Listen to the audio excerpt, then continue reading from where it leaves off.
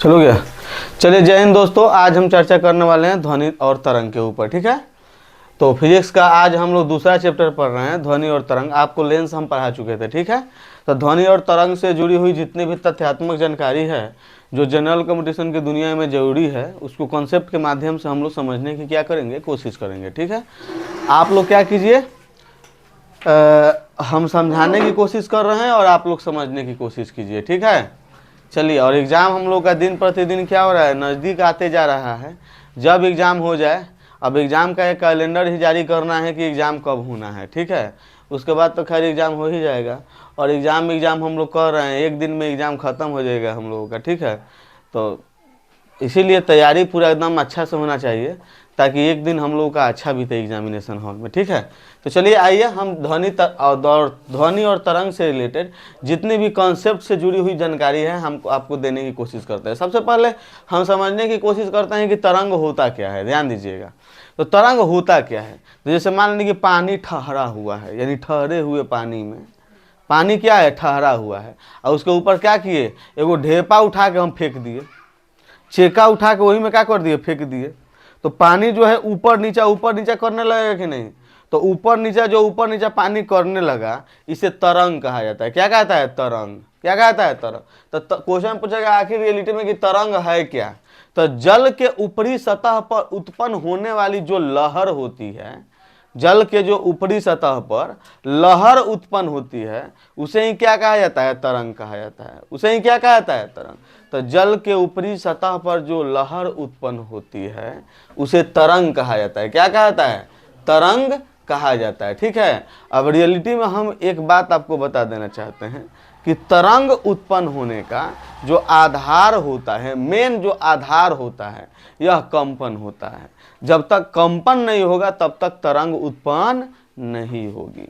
तरंग को उत्पन्न करने के लिए कंपन का होना बहुत जरूरी है। ठीक है, कंपन का होना बहुत जरूरी है।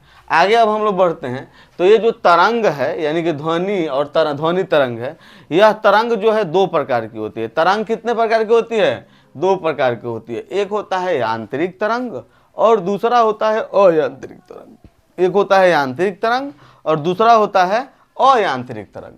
यांत्रिक तरंग क्या है, अयांत्रिक तरंग क्या है, इसको समझते हैं हम धीरे धीरे। ठीक है, यांत्रिक तरंग, ध्यान दीजिएगा, ऐसे तरंगों को या वैसे तरंगों को यांत्रिक तरंग की संज्ञा दी जाती है या यांत्रिक तरंग कहा जाता है जिसके संचरण के लिए किसी न किसी माध्यम की जरूरत हो। यानी कि जिसके संचरण के लिए माध्यम की आवश्यकता हो उसे क्या कहा जाएगा, यांत्रिक तरंग कहा जाएगा। और जिसके संचरण के लिए किसी माध्यम की आवश्यकता नहीं है उसे अयांत्रिक तरंग कहा जाएगा। उसे क्या कहा जाएगा, अयांत्रिक तरंग। और अयांत्रिक जो तरंग है ना, इसे स्पेक्ट्रोस्कोपी नामक एक चैप्टर है, हम चैप्टरे पढ़ाएंगे, तो इसे स्पेक्ट्रोस्कोपी के तहत अयांत्रिक तरंगों को पढ़ना होता है। ठीक है, तो जब हम स्पेक्ट्रोस्कोपी के बारे में आपको बताएंगे तो अयांत्रिक तरंग के बारे में अच्छा से आपको क्या देंगे, हम जानकारी देंगे। ठीक है, बाकी अयांत्रिक तरंग बिना माध्यम के ही क्या होता है, संचरित होता है। और यह जो अयांत्रिक तरंग है, जब इसे किसी प्रकार की माध्यम की जरूरत नहीं है संचरित होने के लिए, यही कारण है कि इसे विद्युत चुंबकीय तरंग भी कहा जाता है। ठीक है, इलेक्ट्रोमैग्नेटिक वेव यानी ईएम वेव के नाम से जाना जाता है किसको, अयांत्रिक तरंग को। अब ध्यान दीजिए, अयांत्रिक जो तरंग है इसे हम स्पेक्ट्रोस्कोपी के तहत पढ़ाएंगे, तो यहाँ पर हम अयांत्रिक तरंग के बारे में चर्चा नहीं करेंगे। जब स्पेक्ट्रोस्कोपी पढ़ाएंगे तो वहां पर आपको दिखा देंगे और बता देंगे कि देखिए ये अयांत्रिक तरंगों का क्या है, इसमें शामिल है, यांत्रिक तरंग क्या है, इसमें शामिल है। तो यहाँ पर सिर्फ और सिर्फ यांत्रिक तरंग के ऊपर चर्चा हम करेंगे। ठीक है, यांत्रिक तरंग के बारे में हम आपको बोले हैं कि यांत्रिक जो तरंग है इसे ध्वनि और तरंग के साथ मिलाकर क्या किया जाता है, पढ़ाया जाता है। तो यांत्रिक तरंग को ध्वनि और तरंग के साथ पढ़ाया जाता है, जबकि अयांत्रिक तरंग को स्पेक्ट्रोस्कोपी के साथ पढ़ाया जाता था। ठीक है, तो यांत्रिक तरंग को किसके साथ पढ़ाया जाता है, ध्वनि और तरंग के साथ पढ़ाया जाता है। अब ध्यान दीजिए, यहाँ पर यांत्रिक तरंग जो है ये दो प्रकार की होती है। कितने प्रकार की होती है, दो प्रकार की। एक होती है अनुप्रस्थ और एक होता है अनुदैर्ध्य। ध्यान दीजिए, ये जो तरंग है ना, इस तरंग में दो चीज होता है। ठीक है, एक तो तरंग का अपना गति होता है और दूसरा ये तरंग जिस वस्तु, ये तरंग जिस पदार्थ, यह तरंग जिस वस्तु में उत्पन्न हुआ है उस वस्तु के कण की गति होगी। जैसे लेट में मान लीजिए कि हम यहाँ पर ये मार्कर है, तो ये मार्कर जो है इसको ऐसे हम पीट रहे हैं, ठीक है। तो लेट में ये पीटने वाला मान लीजिए कि जो हमारा ये पीटने वाला ये हाथ है, यह हाथ क्या है, यह हाथ हम एक प्रकार के मान लीजिए कि यह तरंग है, यह हाथ क्या है, तरंग। तो यह तरंग से हम क्या कर रहे हैं, इसके ऊपर जोर लगा रहे हैं। तो एक बात बताइए, मार्कर में अपना कौन होगा कि नहीं, इसका अपना इसका कौन होगा। जैसे मान लीजिए कि जैसे हम जोर लगाए ना, तो ऐसे ये कौन जो है ना 90 डिग्री दहिना चाहे बायां भाग जाए, 90 डिग्री दहिना भागे चाहे 90 डिग्री बायां भागे। यानी कि हई जो तरंग है ना, यह तरंग की दिशा है, यह तरंग के संचरण की दिशा है। और इसका जो कण है, इसका कण भी किसी न किसी दिशा में संचरित होगा, ऊपर संचरित हो, नीचे संचरित हो, इधर संचरित हो या इधर संचरित हो, कहीं ना कहीं संचरित होगा। तो इस जो माध्यम है, जिस माध्यम में हम ध्वनि को उत्पन्न कर रहे हैं, वह माध्यम किसी ना किसी कण से बना होगा। तो इसका अंदर जो कण है ना, उसके कण के संचरण की दिशा और उसके ऊपर जिससे हम ध्वनि उत्पन्न कर रहे हैं, वह तरंग के संचरण की दिशा, जब ये दोनों एक दूसरे के लंबवत हो जाए, यानी 90 डिग्री पर हो जाए, तो समझिए कि उसे क्या कहा जाता है, अनुप्रस्थ तरंग कहा जाता है। क्या कहा जाता है, आपको हम अनुप्रस्थ तरंग समझाने की कोशिश किए हैं, अब पता ना आपको समझ में आया कि नहीं। जैसे ये बोतल हो गया बाबू, क्या हो गया, बोतल, इसको ऐसे मार रहे हैं, ऐसे क्या कर रहे हैं, मार रहे हैं। अब बोतल कैसा भी उस हमको मतलब नहीं है, जिससे हम मार रहे हैं, लेट मान लीजिए, तो मान लीजिए कि यह जो है, यह तरंग का क्या है, इस पर तरंग का वार हो रहा है, तरंग का क्या हो रहा है, वार। जैसे हम बोल रहे हैं हो, तारा मुंह से जो तरंग निकल रहा है, तरंग इसके ऊपर जाके जोर डाल रहा है, इसके ऊपर वार कर रहा है, वही मान लीजिए कि यह तरंग हो गया, यह तरंग इस पर वार बना रहा है, वार डाल रहा है। अब बताइए, यह जो बोतल है, यह बोतल किसी ना किसी कण से बना होगा ना, तो इस बोतल का जो कण है, या तो जिधर से हम मार रहे हैं ना, इसी के दिशा में गति करने लगे, चाहे मार रहे हैं तो जिधर मार रहे हैं उधर गति हेने में करने लगे, चाहे ऊपर में गति करने लगे, चाहे नीचे में गति करने लगे, ठीक है। तो ध्यान दीजिए, अगर हम मार रहे हैं ना, ऊपर में चाहे नीचे में, अगर इसका कण जो है, बोतलवा का कण अगर गति करने लगा, तो समझिए कि हई जो मारने वाला ये जो तरंग है ना, ये तरंगवा अनुप्रस्थ तरंग है। कौन सा तरंग है, अनुप्रस्थ तरंग।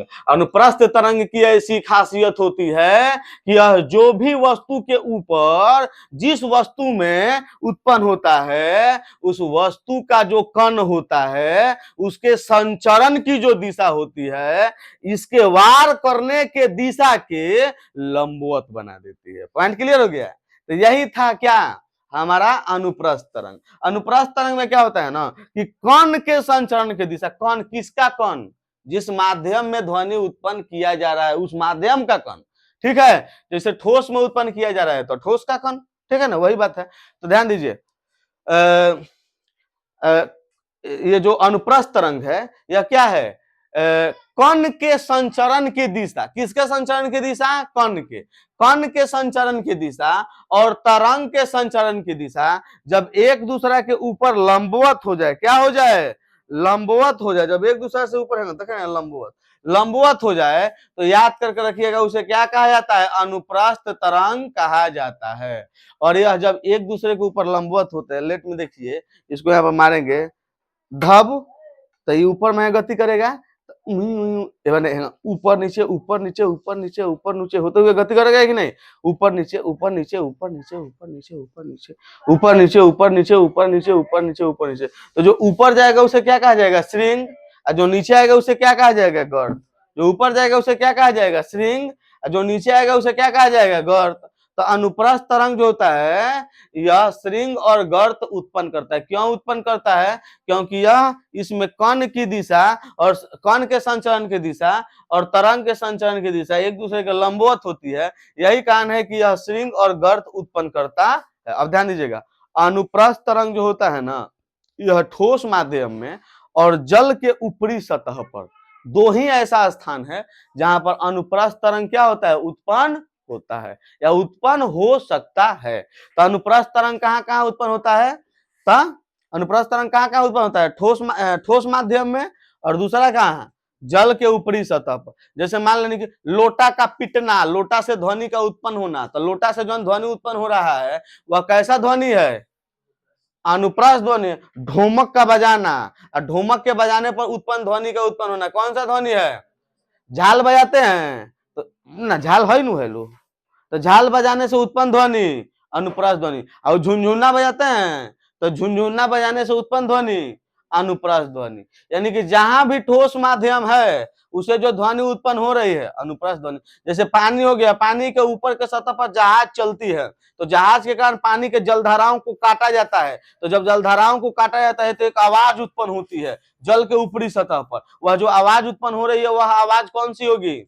अनुप्रास तरंग। क्या होगी? तो अनुप्रास तरंग दो जगह उत्पन्न होती है, कहां कहां? ठोस में और जल के ऊपरी सतह पर, जल के ऊपरी सतह पर। अब ध्यान दीजिएगा, अनुप्रस्थ तरंग में क्या होता है? ध्रुवन की घटना होती है। अब यह ध्रुवन स्पेशली तौर पर हम आगे आपको बताएंगे कि ध्रुवन क्या है, ठीक है ना। बस इतना आप जान जाइए कि अनुप्रस्थ तरंग में ध्रुवन की घटना होती है, अनुप्रस्थ तरंग में ध्रुवन की घटना होती है, ठीक है। अब आइए हम लोग किसके ऊपर चर्चा करने वाले हैं? अनुदैर्घ्य तरंग के ऊपर। ध्यान दीजिए, अनुदैर्घ्य तरंग में क्या होता है ना कि जिस कण से हम वार कर रहे हैं ना, इस कण के दिशा और उसमें जो तरंग से हम वार कर रहे हैं इस तरंग की दिशा और उसमें जो कण उत्पन्न हो रहा है उस कण की दिशा, दोनों जब एक ही दिशा में हो जाए तो उसे कहा जाता है क्या? अनुदैर्घ्य तरंग, ठीक है। यानी कि जैसे ये है हमारा कण के दिशा, ये है तरंग के दिशा। जैसे एने से तरंग मर लो, कण जौन बटे